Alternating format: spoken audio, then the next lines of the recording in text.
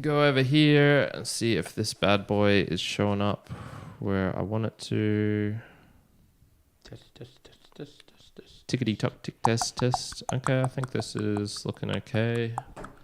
So I'll still have to. What should be a question for the peeps? Should I literally just copy the title? Yeah. How would life change if you went blind? That's what we're asking. Wait for Joey's bloody reply of Liam would still piss his pants. yeah, for sure. Yeah, nothing would change. Just more piss. Just more pee in the pants. Okay, geez, this has been a busy day. Lots of things going on. Tickety dock tick tick tick.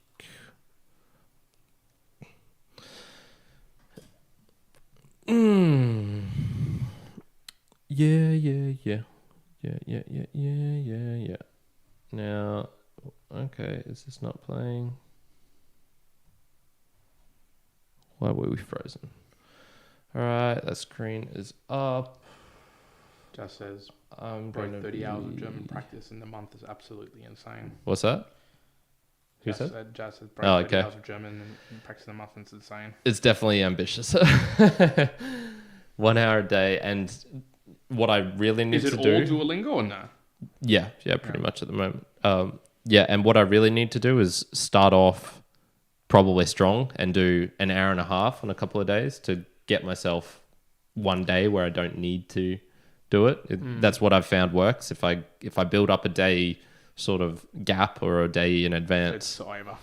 Yeah, that's It's almost like. Yeah. Let's see how we go. Okay, so let me just check. This is going. That's coming. Our voice is coming through. The desktop audio should be fine. That is testing 1 2 1 2. That's also good. I suppose I'll just bring my notes up. It's the last thing. And yeah, okay. All right, no need to dilly dally. We're already late. Let's get into it.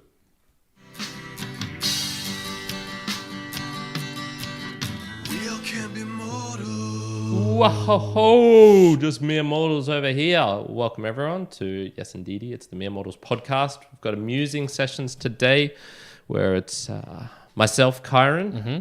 One on the other side. One on the other side. And perhaps you can't see this on the video. Perhaps not. And that might be because you're blind. Or perhaps it is because you're not watching us in a video. Yeah, but or they don't know that we have video. So if you're listening and you just thought we were just a audio podcast, there is a video section into it. So if you go onto YouTube, you can find us there. But yes, today is a session where we go and pick a particular topic, a theme, and we like to muse on it. So this is more the deep conversation with a little bit of the lighthearted touch. And I was the one who picked today's session. So why the thought of how would your life change if you became blind? Yeah, so you know what? This is actually probably one of the hypotheticals that I've played in my mind a lot.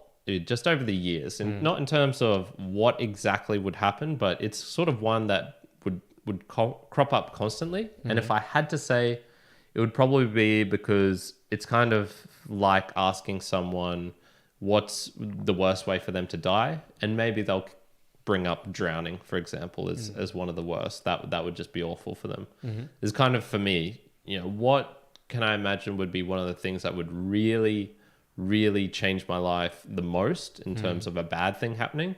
I think going and happening to myself, not to other people, would be going blind. I think that would be one which would just be, it would require so many changes to my life. So I thought, you know what, let's bring it up on the podcast and get into it that way.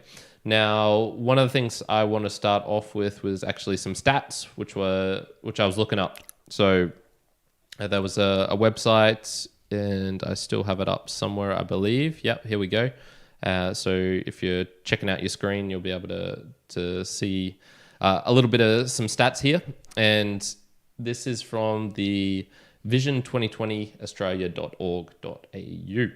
And it was asking, and you can probably see it, so I won't even bother asking this. It's just saying there's an estimated 575,000 people who are blind or vision impaired currently living in Australia. And this was from, I believe, from 2020 as well, these stats. And more than 70% of them are over the age of 65, and there's 66,000 of them who are fully blind. Right. And I was just wondering this because I just sort of was thinking, man, you know what? I don't actually come across blind people very often. It's kind of a really, really rare event if I do see someone who is Fully blind. Well, fully blind or blind enough to need to use a cane. And that, I guess, isn't even fully blind because most of those people probably have some sort of minor vision. But yeah, you know, how often would someone who is fully blind, for example, actually go out into somewhere like Queen Street Mall or something like that? So that actually gets into some of the topics. But I just thought I'd bring that up just to show some of the numbers. So, you know, it's a very rare thing to happen. Yeah, I think I did some quick little numbers out. So at least for Australia, that's 0.25% of the population is fully blind. 1/4%. A quarter of 1%. Correct. Yes. So like 0.25% of the population are like fully blind, which Yeah. I think it's more than I thought. Actually, that's more than I would have imagined it, to be honest. So okay. Fair. So what's that? 1 in 400 people. Something 1 in like 400 people. Yeah. Yeah. There you go. Stat wise, getting it on. So probably my first question for you would be, let's just say the general lifestyle. So my kind of hypothetical is an accident of some sort happens. It doesn't cause you pain per se. You're not racked with, unbearable pain. And you don't It's need just to the take blindness. pills. You just, one day, freak accident happens. Your eyes are affected. The birds eat your eyeballs out. Two birds simultaneously attack each eye. Peck them out. Yeah, They're gone. Those juicy eyeballs. And they'll come back. Yeah, and so you're fully blind. You're fully blind now. What do you generally see as how your lifestyle would change? And I'm just asking this in the broadest respect, and then we can get into some particulars that I have written down. Yeah. Okay. So the first one I think that of the ones that come to mind, like the earliest, would be the utilization of computers, websites, technology. Because seeing it on the other side, in the fact that I've been involved in building applications, websites, products, and the like, there is at least in Australia, there's a WCAG compliance, right? You got to be compliant to a certain level of regularity, where it's government level. You also do it to other extremes. This probably exists across the world, but it's just the way that you might design components, websites, builds, so that it is usable not just for people who are watching it and seeing it quite easily, but it can be read, interacted with by blind people or by visually impaired people.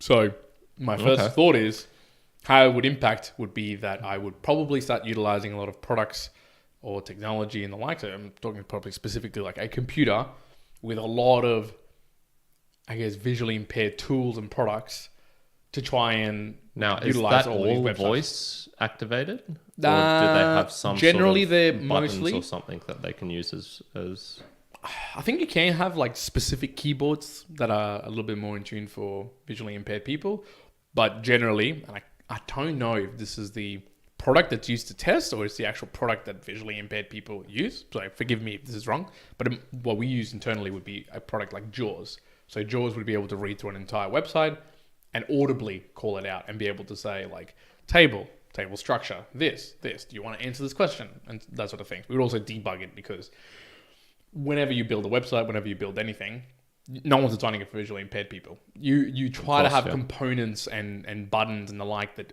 will work with a lot of those tools that read out to people. But there's often, when you almost like plug and play things, you'll have things that jump in between and all around and go all over the place. So I think in that aspect, I would start getting familiar with a lot of these audio tools and playing around and figuring out that. So I think, that's one aspect, I think broadly that I would imagine myself to start getting associated with, because I couldn't see myself not continuing to utilize websites and the internet or computers. So there'd be, and I imagine most tools, even things like Adobe and that, would have tools like that allow you to play around with audio orientated tooling or processes. But holy hell, would it be a lot harder? So there's obviously that aspect to it.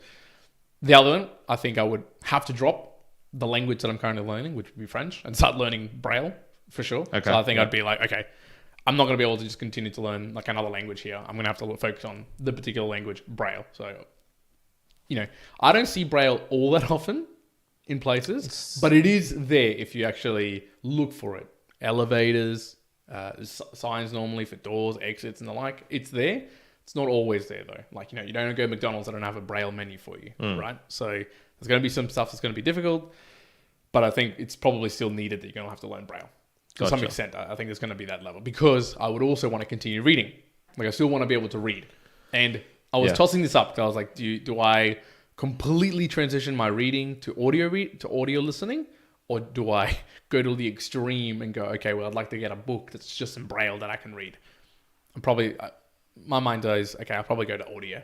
Probably go audio reading, to be honest, rather than like Braille reading. But I think you need to know some Braille to be able to understand. So there's that aspect of learning that piece. So the way that you posed the question, or the way that I said that birds come and take your eyeballs, I think that there would be a part of me in the way that I would change, that I would seek out to see if it can be a solution. Can you have laser eye? Can you have like guided robotic eyes that have been developed or something like that? Can you get into studies? So some part of me would go, okay, I've almost got to fight back. I've got to figure out, is there a solution here, a resolution to go down this path? Could I perhaps become, sonar orientated, and somehow they're like pairing it up with like eyeballs or something like that. Bat. Yeah. Well, and that's, I don't know if it's like scientifically proven, but I've heard it enough times where people say, you lose your eyesight, and so 20 of your senses are gone. So your hearing improves, your taste improves, and people can do echolocation to certain levels. Obviously, you're not a bat, but to certain levels you can do that. Maybe I'd start doing that. I'd be walking around, just seeing if I smash into a wall. Imagine doing that when you're driving, dude. And then the last one would be just really what would the broad other change? Just understanding what are the generalities of life which now either have like a solution and you can do on your own, and what can you not do on your own anymore? Like, what is it that you can be supported with to do, or what's something that you can do on your own still, and what's something that you will never be able to do again, and like almost like coming to grips with that. Yeah. So I think that's some generalities then. First of all, just with that, I'm not sure if that is a wives' tale or not. That could easily be one of those things where it's just repeated a lot. Which one? Echolocation. Yeah, I've seen videos of people doing it. Like I've seen videos of news people being like, "Yep, they can do that." I'm just talking more about the improvement of all the others. True. I don't know how rock solid logically that is. It makes sense to me. Yeah, so there's lots of things that make sense logically. Yeah, but in any case, for me, I think your last point would probably be the most important for me, which would be the figuring out of things that I can and can't do. So, for example, would I ever be able to live on my own again? Or in that case, would I ever be able to be in a house on my own and be able to feed myself, be able to clothe myself, bathe myself, that sort of thing? I think you can. I would say that for sure you can. I would also agree with that, but then it's to what extent? Would I be able to do that for 4 days in a row? Is the ability to get groceries good enough that I could do it all sort of online sort of thing and get them delivered and then be able to pick them up from outside or have someone come directly into my house? All those sorts of things. So it would be just straight up living. Would it just end up being easier for me to live with my parents? Would it end up being easier to live with a sort of like stay home carer type thing? Would I be able to potentially have a place of my own and just have help come in? That sort of thing. Yep.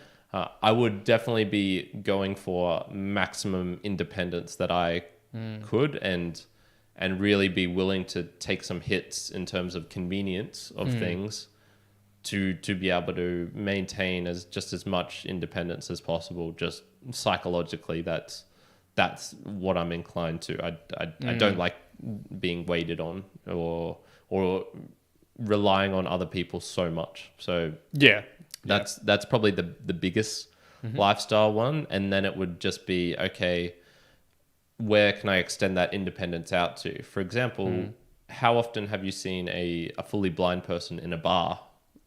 I can't recall. Well, I just haven't seen many full blind people, full stop. Like, I haven't seen that many. I have seen people like on the, like, walking around. I have seen, but not a lot. Not a lot.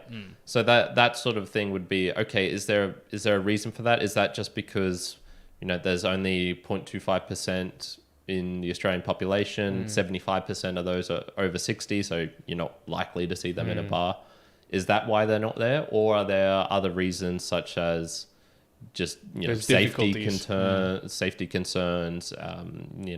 if you're trying to dance on the dance floor as a blind person, do you get into fights all the time because you're just chucking your arms around and hitting people in the head? Yeah. Sounds roughly how I dance anyway, so I'm sort of preparing for that.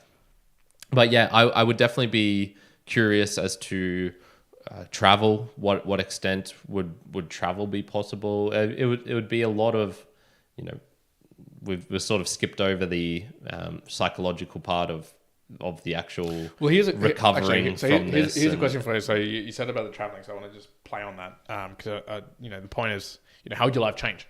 Would you want to travel?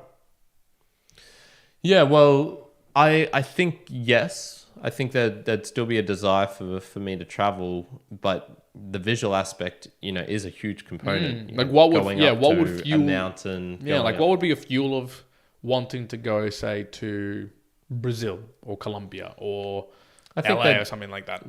There's lots of reasons. So, food wise, you could experience things there which you won't be able to experience here in Australia. But for you, do you think that would be a big peak? Like, that would be enough to make you travel? That I think I wouldn't be traveling independently, solo. That is 100% a no. Yep. But there's so many other reasons to travel, to hang out with friends. So if I had a really good friend, or my brother, for example, who would be willing to because it would be an inconvenience on him for sure, because he's going to have to look after me basically every step of the way.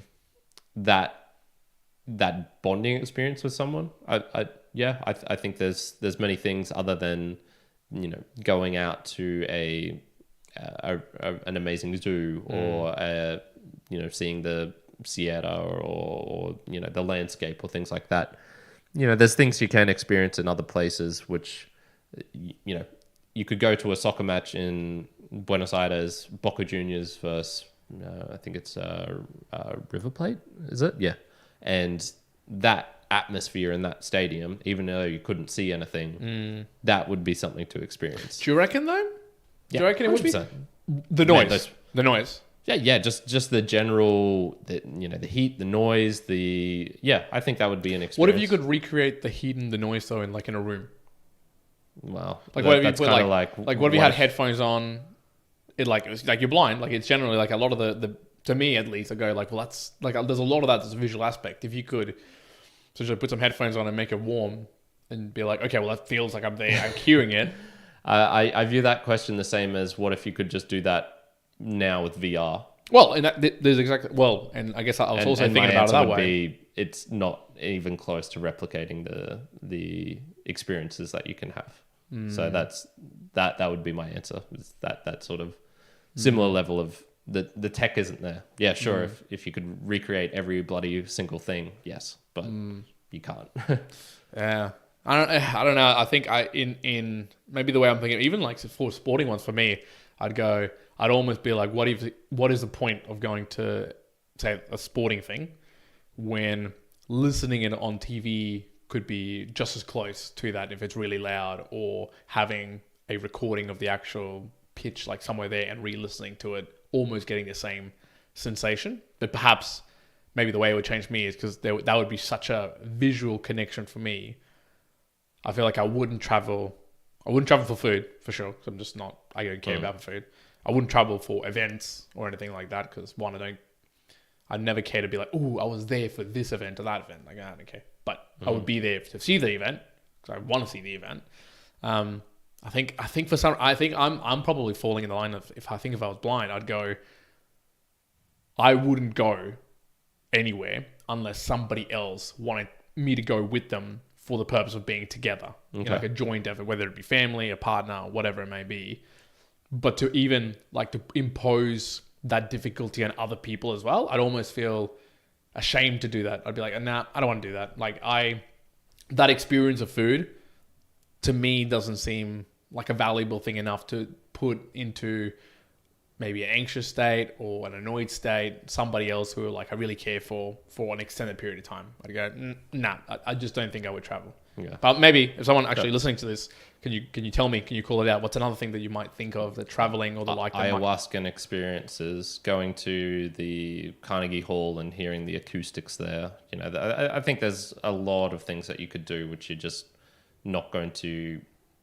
The visual aspect is nice, but I think going to a Daytona car race and here's an interesting one though. Drinking with hillbillies. Here's an interesting one though, because so the Carnegie Hall thing, I wouldn't give a shit. Like I just don't give a shit about. Again, I know. I'm just saying. Oh no, for sure. Like but I or others might be intrigued. Any of those two, like the Carnegie Hall, say audio, or say something like ayahuasca, would make you want to travel. Yeah, potentially. Yeah, sure. Because my question I was going to say with ayahuasca, you suck at the mind's eye. And you know how people who might go on those trips would be like, oh, I saw this and I saw that. I wonder if you would see that or if you wouldn't. I saw some stuff whilst on mushrooms. Yes. With your eyes closed. Yeah. Okay. Yeah, so it would be like, even in your mind's eye, you would be. Same with LSD. You definitely see stuff. Yeah. But is that seeing, and I don't know, and again, we're not scientists and I have no idea, but does that come through because the eyes are part of your brain? And that is a perceptive, like, you know, sometimes when you have like mushrooms or anything else, or just visually viewing things, your brain is processing that information of viewership or seeing like deformities in the world of what you're taking through the eyes because they're part of your brain which does that part. Now, if you didn't have that, I'm just wondering whether you would even have the capability to do that anymore. Something makes me think that you would. In Mexico, there was a guy who I was traveling with who was colorblind, and after he took mushrooms, he said that was the first time in his life he saw colors. Now, this is the same thing. Did actually some circuits turn on that were being blocked or something like that, or is this I don't know how to explain it, but I get the feeling that you can visually still see colors and patterns and shapes. Yeah, because if that's the case, if it does, then that would make me want to go to places where that is legal or available, because it might be like a really interesting experience, especially if you're blind. If you're not seeing anything and all of a sudden you consume something that does help you see things. Yeah, that'd be pretty wild. You'd be like, wow, that is unbelievable. So, okay, I could see myself wanting to travel if it was something like that. That's for sure. Yeah. I'd say there'd be still sufficient reasons for me to want to travel. Okay, so there'd be some things for travel. Okay, okay, cool. All right, the next one I had for you was related to hobbies. How would your hobbies change? Would you? Well, let's go for one, training. So lifting. Let's go talk about, because I view lifting as a hobby and also life. But I would say that my training and lifting would change, hopefully, very little. Hopefully very little, because the way that I train in a day-to-day basis, let's just talk through it. Getting to the gym, I think, or getting to the training space, I think you could get away with it now quite easily in the terms of either getting some support. And that's what I was going to say, even though I haven't even looked it up before, I'm sure there's lots of services and supports for blind people in terms of getting them around. There might be unique services to like chauffeur them to places, things like that. You might be able to schedule it. Yep. But you would be very easily able to, perhaps, like, let's just say I won't be able to drive anymore. So let's just say, okay, we'll pull driving out. And so perhaps you might be able to, you might schedule it out in the week and be like, okay, cool, I'll have like a taxi or whatever service to come and pick me up and take me to this location at this time. So you can kind of work that out. I could imagine myself. Brendan actually does that through the NDIS, the National Disability Insurance. So and we're coming at it from a privileged Australian society. There's obviously not the case in a lot of other places in the world where you're like, if you're blind, well, good luck to you. Like, you're probably not getting served by many people. Yeah. Obviously, there's support places here in Australia. So, in that regard, I reckon I could be dropped off to the gym. I would be able to do I'm going to say 90% of the things that I would normally be able to do. Like I'm still going to be able to do pull-ups, push-ups, squats, even heavy stuff, dude. There's no problem at all because I think maybe the beginning of my lifestyle of lifting, I did say look at a mirror if I was squatting to like see my form and whatnot. I've now moved to the point that I can do any lift without looking at myself. I'm just looking into basically empty space, looking forward. And so not that I could do it right now and just close my eyes and lift, but under a little bit of practice, that would be easy. That I could see myself doing that very, very easily. And I connect myself now way more with just the way my body's moving than seeing how my body's moving. So that wouldn't change at all. So from a lifting perspective, what other hobbies? I guess things like, although I don't do it that often, hiking or going to the beach would probably retreat a little bit because there are aspects of viewership to that. But I would enjoy going to the beach, perhaps. So that would still be a thing. So feeling the ocean, going in the waves, that would be a cool experience. Again, I could do that independently, but I would like to have someone around probably in terms of support, just in case we go flying into a reef or something. You're like, you're trying to swim back to shore, but you're swimming away. You're like, that's exactly what I was imagining. Why can I not feel the ground? Just swimming in circles, or something wild like that. What other hobbies? Reading, podcasts. Well, reading would go to audio books. I'm pretty sure. Podcasting, well, I wouldn't change. I'd probably consume even more. Like I'd just smash down even more. I'm talking about doing the podcast. Yeah, it wouldn't change. I mean, it wouldn't change I would have no idea how the going blind would change a lot of other things and the availability for time or more availability of time. Yeah. But doing the podcast would be easy. I think it would be still easy. Like you'd still want to do it, essentially. I still want to do it. I still would be able to obtain resources to do it. Yeah. Maybe there may be some challenges, but to do the podcast, it's not difficult in essence. If I was doing all of the technical things behind it as well and setting up, maybe it would be a slightly more of a challenge, but for sure, you could still do it. You could still be doable. I'm just trying to think of any out. What about you? What about your hobbies? Yeah, so I think most of mine, once again, they're kind of good in that they don't particularly require a specific location, nor do they require other people, which would be, I think, two of the big hardest parts of it. So handstands, well, I trained before closing my eyes while handstanding. That was actually a thing I've kind of trained before. So it is doable. And now things like calisthenics, that would be a bit harder, especially, jumping up to a bar, which I like to do for muscle ups. Well, I'd probably only ever do that with, bars at a height which I could just reach up and grab. So I'm not physically trying to jump up. I think that'd be kind of hard.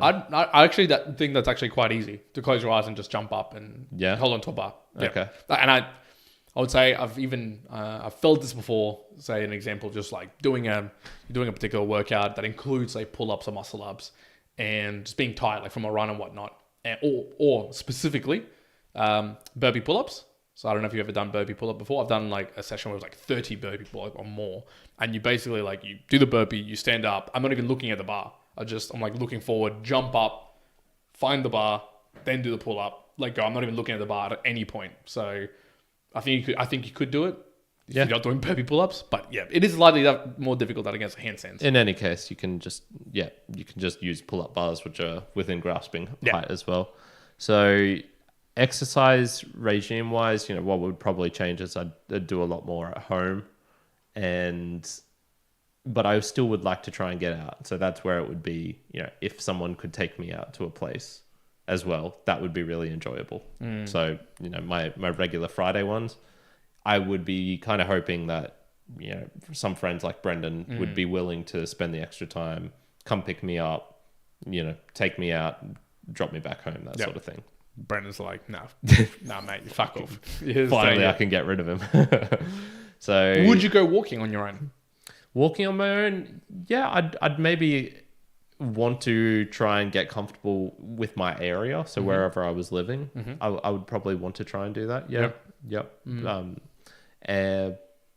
But yeah, that would be a tough one to go very far out from. That would be a toughie. That would be a toughie because I'm just imagining you could do city walking because there are enough things on the ground that allow you to walk around, but suburbia sometimes can be really difficult. Hiking, things like that. I'm pretty good with. I don't do that anyway. So So that side, you mentioned Braille before. I think I'd want to learn Braille. I don't particularly like audiobooks. The couple of times I have listened to audio books that have been translated into audio, they're adding something which I don't want added, which is, the tone of the person, how they physically speak it, things like that.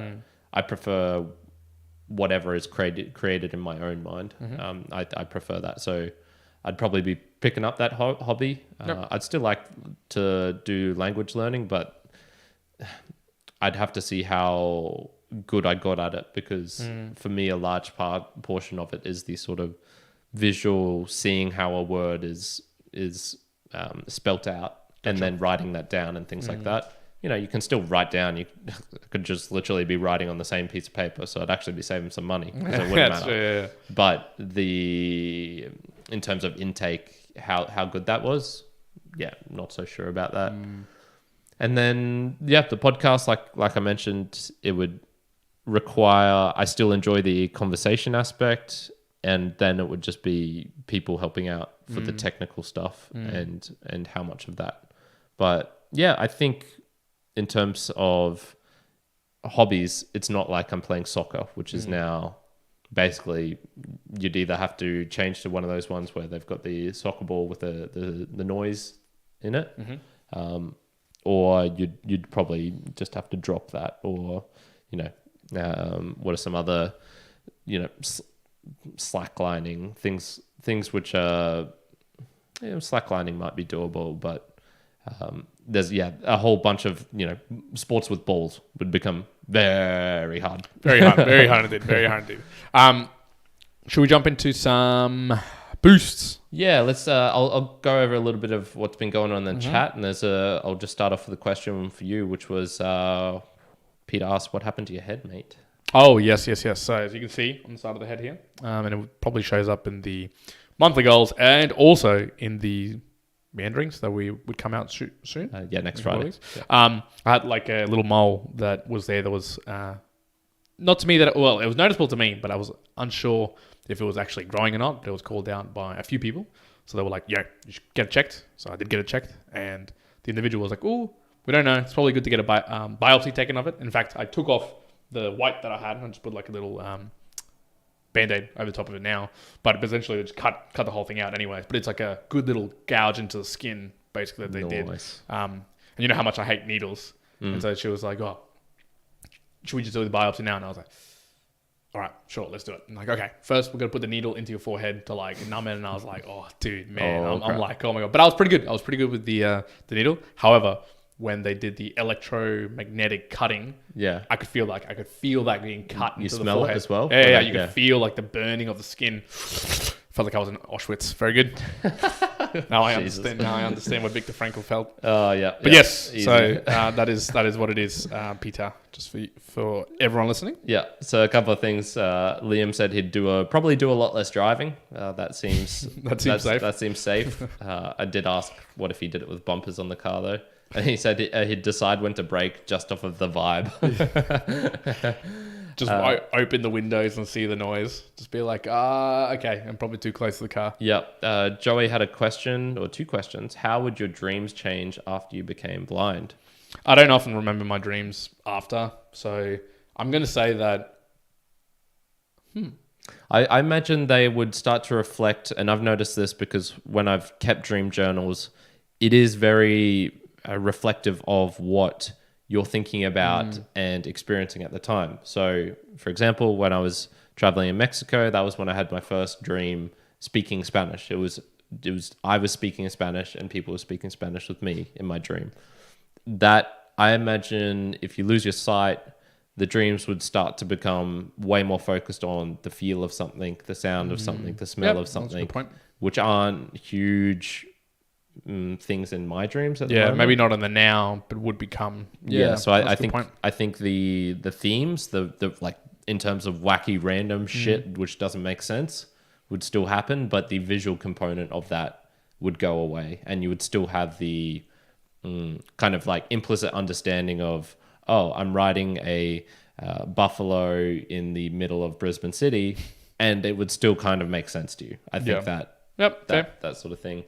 And then what he also asks, why would you want to travel if you were blind? So we pretty much answered that. And he's saying, I'm watching the show with my friend who does martial arts, and he says that one of the people he trains with does blind judo. That's Cool. There's a question about this that I wanted to ask you in a moment. Yeah, and he also has a friend vision impaired, and it was very difficult to play rugby league. So that's the things that's going on in the chat. Thanks Cool. Thank you very much. Joining us, people. All right, well, let's get into the Boostagram Lounge, folks. So for today, we do have a few Boostagrams I'm going to run through. So let's get onto it. We have Fabi Araujo. I hope I'm pronouncing it right. And it's a 2 fingers up in hand. He got sent 10 sats sent using Fountain. Thank you very much. Granizo 22, 22. Thumbs up, 2 smiley faces, 8 sats sent using Fountain. Thank you very much. We got 5 sats sent using Fountain by rrcedb. Odd jobs! Exclamation mark. Very good. Dave with the big 5, 4, 3, 2, 1 sats sent using Customatic. He says, I go through phases where my enjoyment of food is the most important or the least important, depending on what my body is doing at the time. Currently, I'm dealing with another flare-up of my chronic disease, and I've been eating bone broth, egg yolks, and bread for about a week solid, which usually brings me out of it. Once this phase is over, I'll probably have an overcorrection back towards pure enjoyment. There you go. Obviously, not good to hear, Dave, that going through that again, you're having to eating the bone broth, egg yolks, so that does suck. So I do hope that you're getting back to it does overcorrect, and well, you sent this about a week ago, so I do hope you're back into the pure enjoyment of it, and thank you very much for the sense. Much appreciated, using Customatic. Yep. But I don't think I'd ever go through the overcorrected where it becomes the most important thing. Nah, that's not going to happen. Although tomorrow, I'm going for a big meat feast at Navarro Churrascaria here in Brizzy, so I'm going to get down to eating. This is something... And that does excite me. Yeah. That does excite me. No, I do these overcorrections. When I eat healthily, really healthy for a while, which for me is pretty much just cutting out the real refined sugars. When I go back on them, I go back on them, pretty hard. So yeah, that's if I have sweets though, here's a notice recently. If I have sweets, like I go, this is just everything. I go hard at a lot of things, right? I go hard at a lot of things, but sweets, dude, we're fucking dangerous over here. Dude, I go hard, man. I was about to say something there that was so inappropriate. I was like, that's fine. But I jumped in. Sweets, dude. I bought 2 packets of Tim Tams, and I was like, I'm going to space this out over 2 weeks. 2 days. 2 days. Gone. Flat out gone. Bought 2 long cream donuts. Ate them both before I got home. Nice. I was like, dude, I've got a problem. But yes, anyways, Dave, really appreciate the sats sent through and hope you do get better. And if you obviously can see quite a big sats coming through, once Dave hits 1 million sats, we're going to send him some bone broth so he feels better too. So that's what you get. That's what you get, Dave. We'll send him the cure. And then he sent us again a weekly boost for the Be Immortal Nation using Cron. 12,112 sats. Yeah, man. Thanks, Dave. I love it. I was perhaps talking out of my ass a little bit the other week when I said I've only noticed that weekly Cron boost once. So I've seen it now 3 times. This is twice in a row now. So yeah. So thank you very much, Dave. Always appreciate it for the Be Immortal. Talk about slight diversion here, people. Talk about the nodes and lightning and things like that. I'm glad I've put it off until He's been having some... it needs to be honestly a long-term goal because that shit is so wild. They had to upgrade their umbral, so exactly what I would have been doing. Yep. And he was doing this thing where he was like, oh shit, I didn't have enough disk space, so he was as one blockchain was syncing, he was deleting blocks from the other and sort of like keeping it track like that. And then when it got to the very end, he realized like he couldn't do it this way. Couldn't restart from seed phrase, so had to go back to the old version, upload the entire blockchain again, and then try and upgrade again. And I just went, wow, this, and he was talking about all of these things about manually clearing out disk space for the upgrade. And I was just going, if this was me, I would have been so fucked. Yeah. This would have been unbelievably the boostagrams would have been offline For a while. Well, it takes days to sync the blockchain. So Well, my condolences, Dave. one day I might get there, but it's not going to be a day soon. Yeah, it's not soon. Yeah, Okay. It needs to be way easier. Damn, that's wild. Here's another one from Socon. He says, "Come to Canberra, Juan, you dog." Yeah. So very cool thing with that. 3,000 sats sent using Fountain. Last week we were sort of discussing whether that you were talking more about the philosophy stuff, and I'm like, the tech needs to be better to reach scale. Mm-hmm. I was tempted to tell Joey when I was down in Canberra these last couple of days to send through a boost, but I didn't.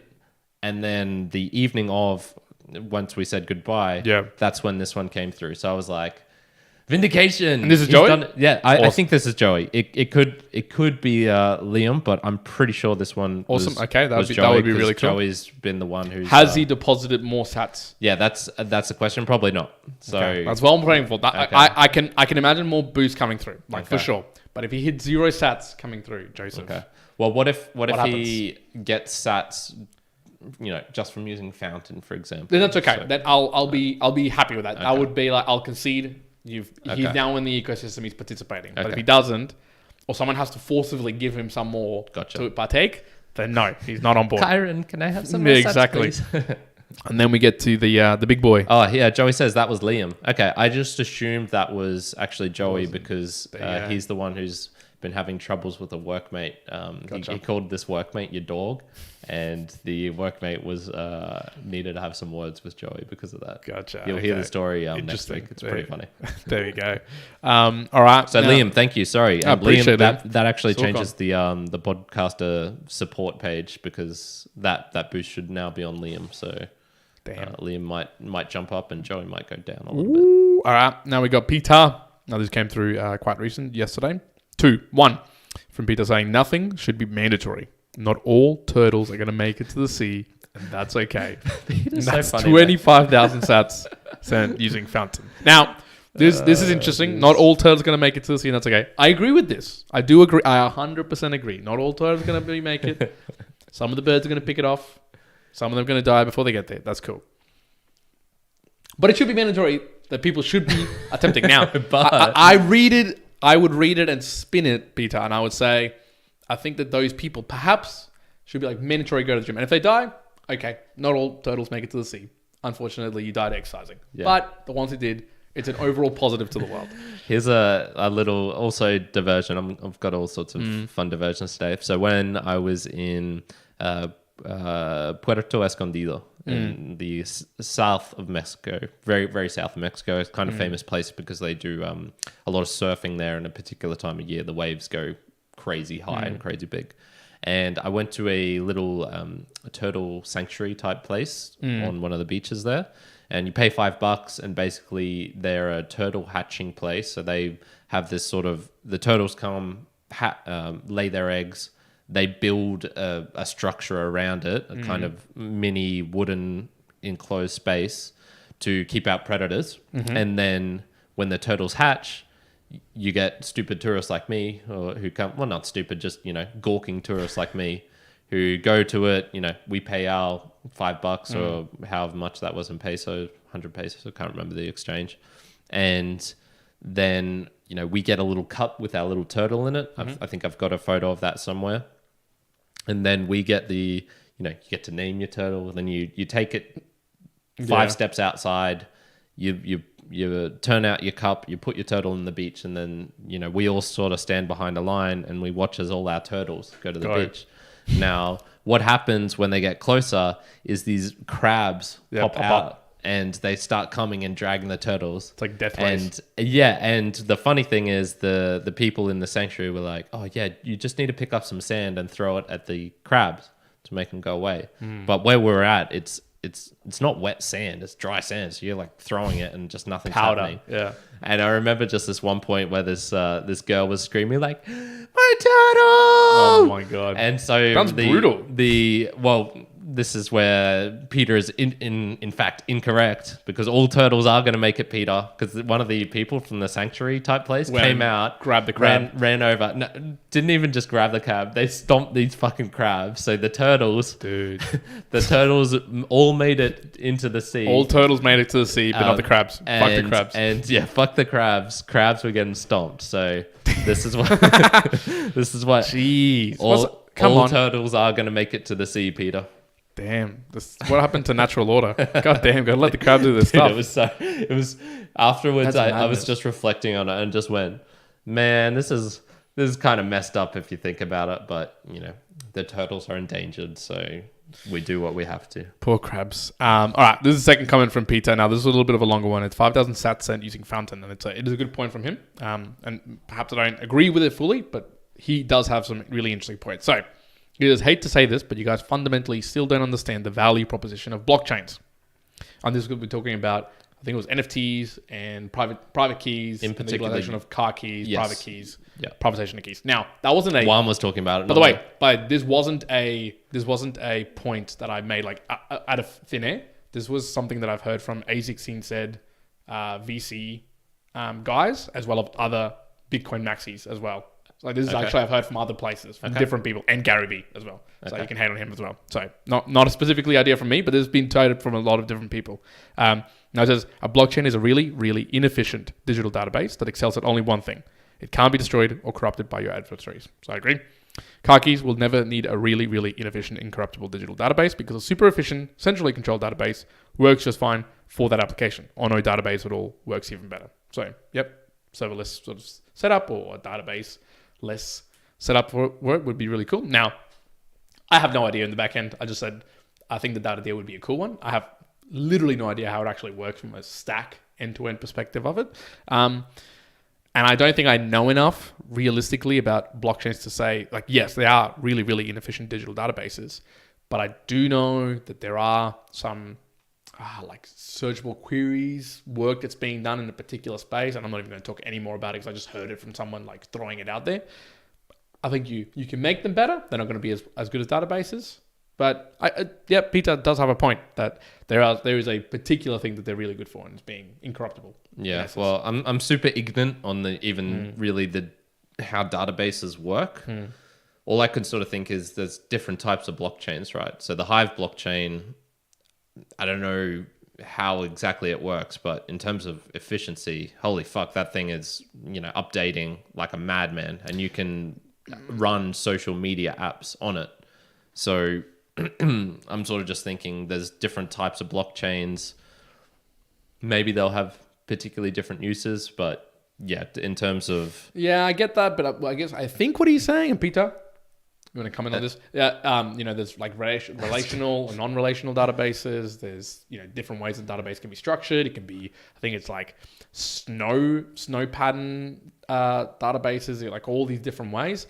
Okay, yes, you're not doing that with blockchains, and it is just a long list of things, of chains being put in blocks. So maybe it is inefficient in that way.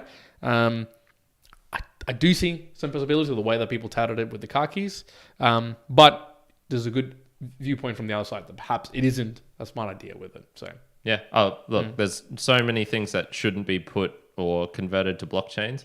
The other value proposition is people seem to love this shit, Peter. So if you want to try and disagree with that, there's the idiocy of the human race, and to chase fancy trinkets and new things is I think pretty well documented over the years. So most definitely there's but everything's going on the blockchain, motherfucker. Exactly. But in any case, thank you very much, Peter, for those two boosts. They are always appreciated. Yeah, very much appreciated. Now, the final one here is the proud mum of Liam F., which is always good. Yep. And I love this comment. 3,500 sat sent using Fountain. Good evening, Karen and Juan. And this has come through at 7:21 p.m. Is that a Chuck's kitchen cloth you're wearing on your head, Karen? Yeah. Now you're going to love this story even better. Another side note, people. So when I was in Canberra, I went out and we went to this Japanese restaurant. And, you're guys serving customers. You come in, you see some people. What's maybe the first thing you say? How's your evening going? Are you looking for a table? Did you have a blocking things? this rude motherfucker, and this has happened twice before as well. First thing he says is like, dude, you wearing a fucking... He didn't say fucking. He said, dude, why are you wearing a Chuck's cloth on your head? Or is that a Chuck's cloth you're wearing on your head? And I kind of laughed it off. Once again, I'm not good with confrontation, but this is definitely one of the times. You should have gotten a confrontational. Yeah, I should have been like, you not read it says Argentina. Yeah, and I did say, there would be a lot of Argentinians angry with you for saying that. But it's kind of one of those ones where I wish I could just be, really calm, collected, and go, man, you're a real rude motherfucker, aren't you? Something like that. How's that working out for business? Something like that. I'm not. Did you eat at the establishment? We did, yeah. Oh my god! I didn't take it. Man. I'm not gonna. Who gives a fuck? I honestly don't care. Stay tuned for Karen's 2023 goals. Becoming harder, being more default aggressive. 2023 goal will be earn enough sats to be able to afford a restaurant. No, a beanie made of Chuck's wool. Material of wool or. Okay, very good. I like the comment. What's maybe even maybe a really fancy paper towel instead of Chuck's. That'll be my That'll be your go-to. There you go. But anyways, that's all the Boostagrams for this particular last week. So once again, really do appreciate all of those that come through. There's always good to see new faces in there as well. Yeah. Always good to see the familiar faces. Yep, and the chat has also got some regulars in there. Bit of interactions between them, which is really fun. So everyone, if you want to get more involved, it's growing. It's growing. Shit, it's growing. And I think just a call out was obviously he's one of our biggest supporters and always calls it back. But sometimes he's on the chat, sometimes he's not. But if you specifically do want to know some more details, so specifically blockchain and I think the philosophy, there's not many people that can go that you could probably ask better questions to than from Peter, because he's probably going to know a lot of things that we don't know realistically to some details. So he would be the one to probably answer those. That and energy stuff. True. It's good. Correct. Yep. And speaking of Peter, he says that's crab discriminatory. and he also says people do love their fantasies. That's the truth. So thank you very much, Peter. And for also Mr. Broadshoulders, who that one's Broadshoulders. I'm pretty sure that last. I would imagine so. Yeah. So thank you for sending in boosts and whatnot. And I like the live one. I like the live boost. Yeah. That's cool. Very cool. That's always cool. All right.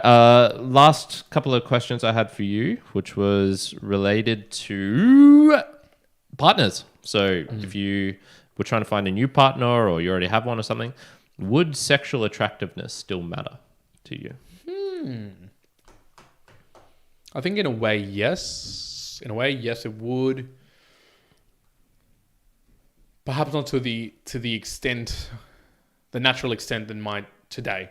In the sense of that you see someone. There's the beauty in the eye of the beholder where you might go, oh, that person interests me. I like the look of that person. Obviously, you would lose that altogether. Yeah. But there would be attractive points that perhaps you might care about in a subconscious way that would become conscious. What's that?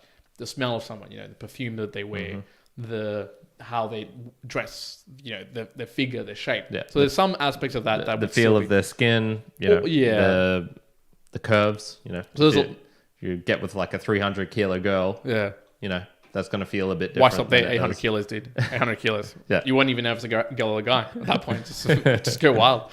But I think in that instance, there is aspects that you would still find, okay, that person I feel like is attractive, and there'd be a lot of feel to it. But one of the particular pieces I think that would become, I would say, more in the front of mind. So I think at the moment, if I was to say, what quality would I say would attract me to someone? Eyeballs, like the eyes, right? But that would go away. I can't see the eyeballs. I don't have eyeballs. They've been pecked away by birds. So it's probably going to be voice. It's probably going to be the voice or the way that they talk, which is going to be the predominant factor in amongst everything else. But perhaps that, because you're going to be basically listening to them a lot. So that would be, to me, the thing that I would be associating with. But yeah, there'd still be that attraction in that aspect. It wouldn't be lost altogether. No. Gotcha. Do you think it'd be similar to you? I think a lot of it would go away that currently exists. So in terms of, seeking out a really particularly sexually a visually one that makes me want to initiate the approach or to get to know her better. That section is obviously going to go away. So, finding one for the first time, how would that interaction happen? Like you mentioned, it's probably going to be the way she laughs, the way her mind operates in terms of a conversation, and maybe she'll bring up or go down unique paths, which I find really fascinating, or things like that.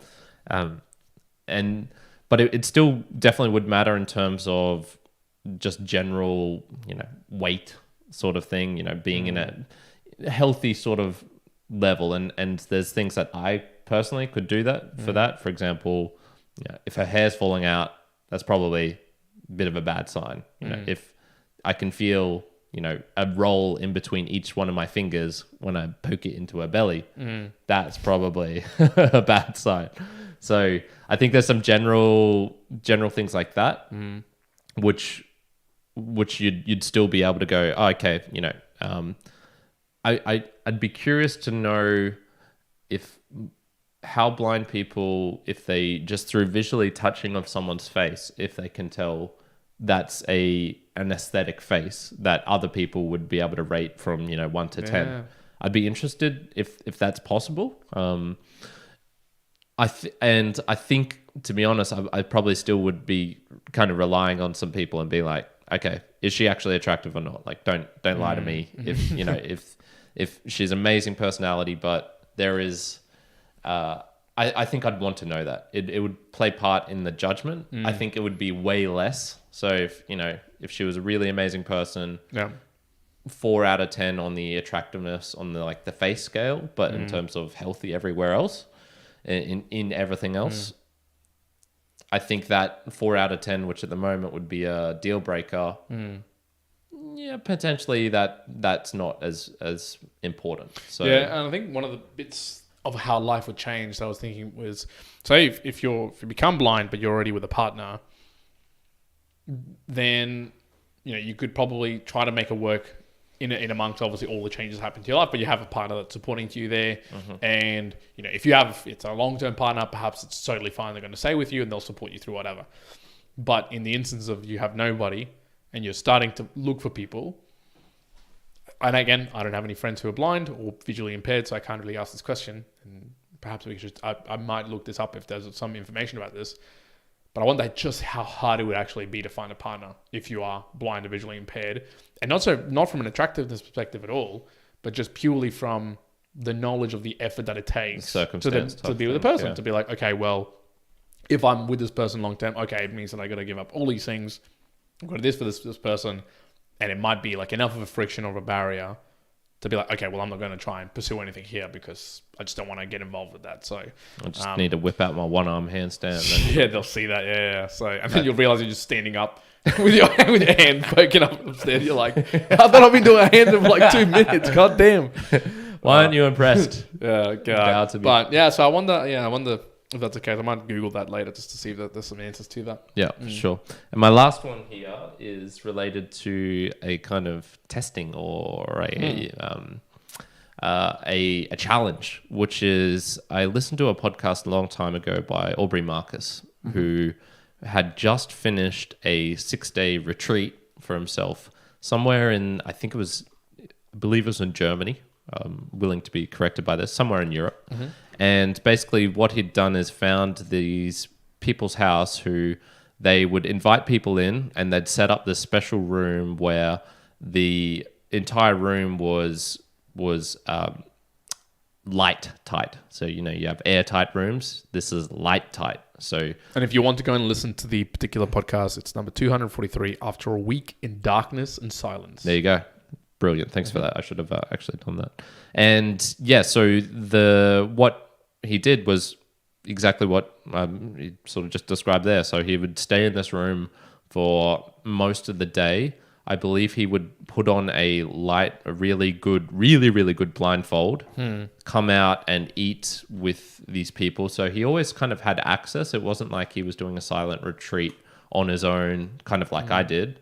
He still had access to people. He could talk to people, but everything he was doing in the room was kind of what I was doing, which was just you sit around and meditate all day because there's nothing else to do. Yep.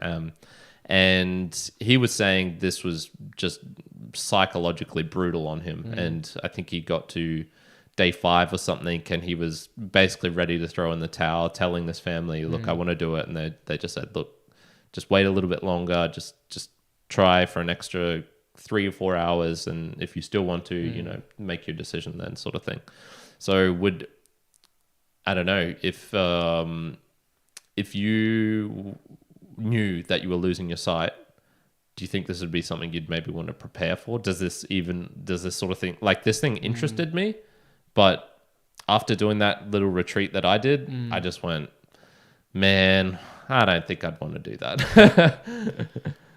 Like prepared? Yeah, so do you think there'd be, one, does that sort of thing interest you as something you'd do for a Okagaku?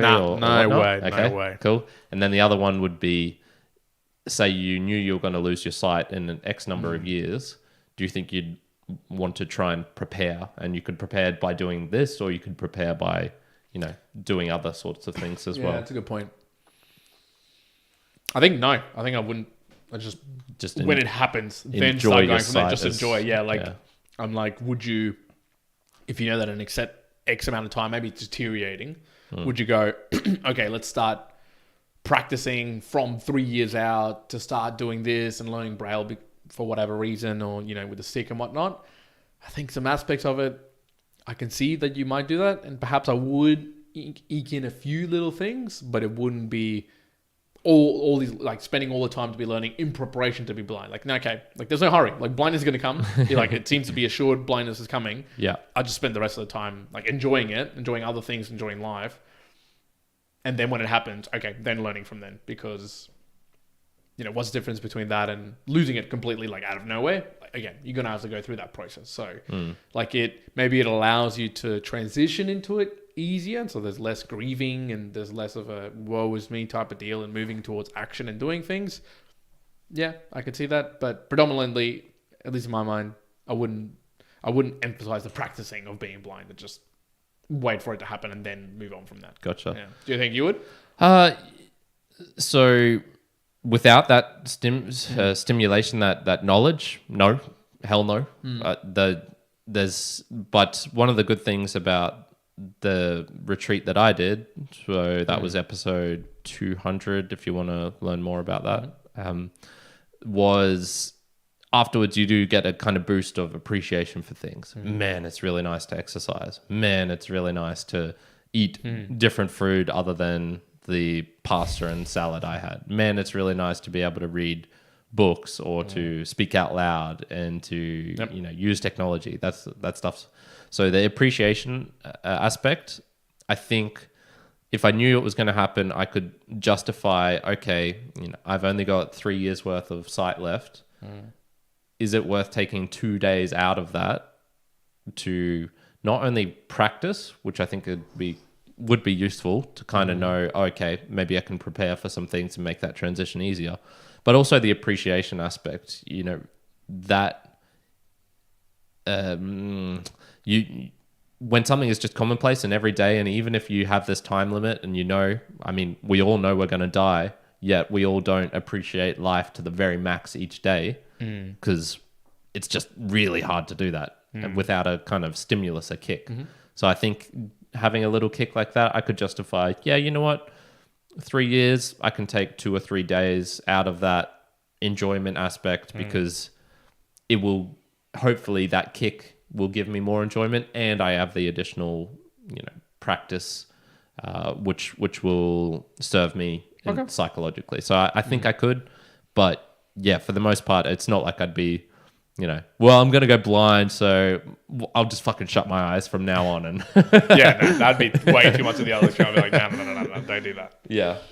So yeah, I think that was it. So just let's do a little sum up here. If you're going blind, at least for us, I would say it seems like it's kind of one of those ones where it's like you think, oh man, I could still do this, I could still do that, but I think it would get down to the tiny granular details where you'd maybe start going, oh, I can't do this lift because I can't put on chalk anymore because I don't have access to this sort of thing. Like I'm making a mess everywhere, and people in the gym get annoyed about it, even though they're appreciative of your condition. Dude, if someone said that, I'd be like, shut up, blind bitch. Like, what are you talking about? I know. But these are the sorts of things where I think it's, you won't realize until it actually happens and you go, oh, okay, it's not what I thought would be the biggest problem.